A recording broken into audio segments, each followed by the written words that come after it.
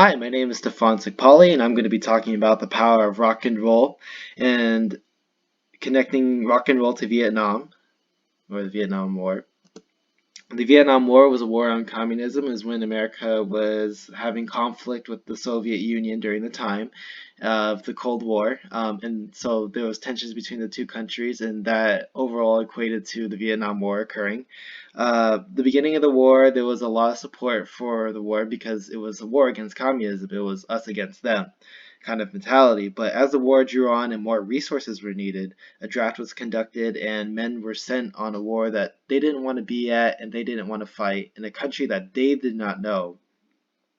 And this overall led to the anti-war movement, where there was protest, there was this anti-sentiment for the American government during the time, and there was just an overall negative feeling towards the Vietnam War and America's involvement in it. The view of rock during the time, it brought men together. The men were the American soldiers that were posted in Vietnam during the time. Uh, it in a time of fear, doubt, insecurity, and like just total doubt if they were even going to come home. Music brought these men together and prepared them and kind of calmed themselves from what's going to happen next to them, or when they had to march out next, or when they had to leave. It was used also as a tool of protest. Um, that there were a lot of songs written about the anti-sentiment towards the war or towards the government or the actions of the government or the actions America took in the war or the draft or a bunch of other things that culminated the Vietnam War. It was just overall a really big presence as a tool of protest. It was also an ever-evolving medium. Before the Vietnam War, before the sentiment, before the hate and all that stuff, rock and roll was more of like written for songs like I Love You or This Is My Sweet Darling or something of that sort. But as the war went on and as rock and roll evolved, it became a tool of reason or right. It was a form of expression in a time that the American government was suppressing the American people's voice. It became a medium for protests in a way. And that was very different than any kind of genre before, but rock and roll became that voice of reason. Some prominent songs during the war was Fortunate Son. It was 100% a protest song that it depicted a regular person that was poor old me. I was just a regular worker.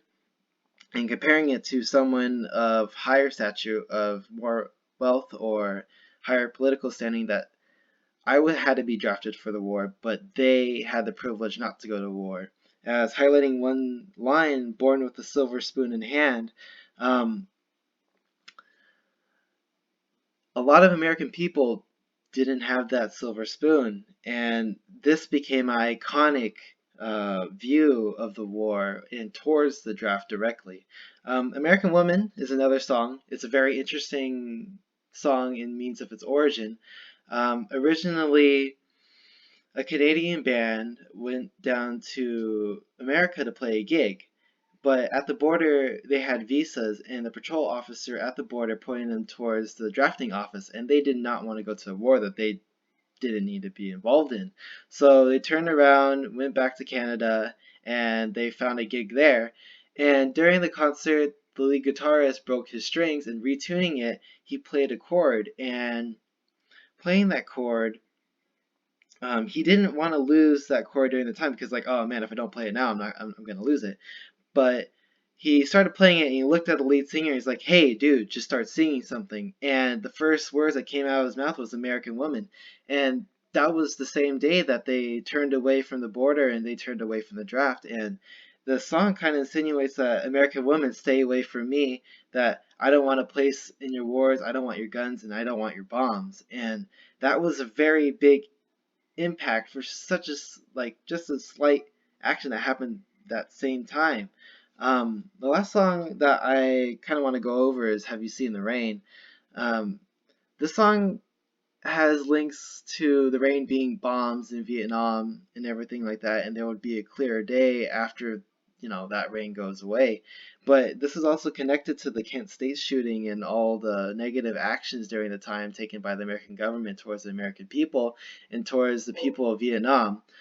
Um, it kind of it was a song that was like, there will be a peaceful day after all this rain has cleared away, and the war doesn't last forever. There's many other songs, but those are just a few that I wanted to touch on. Some lasting effects of the war: that it played a key role in the civil rights movement. It became a voice of the great silent majority during the time, because a lot of people were repressed and said not to say anything negative about the war. Songs in rock and roll became a really big outlet for that. It became one of the key aspects of it in bringing peace to Vietnam.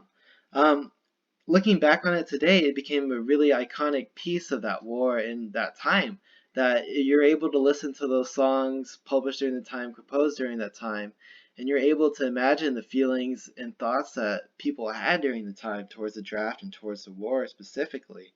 And it's also used in media today, that TV shows, movies that depict the Vietnam War is directly linked with rock and roll. Rock and roll is a really big part of it, and just overall just kind of works together in concert. And I just want to say thank you for listening to me and for taking the time. All right, I hope you have a good day.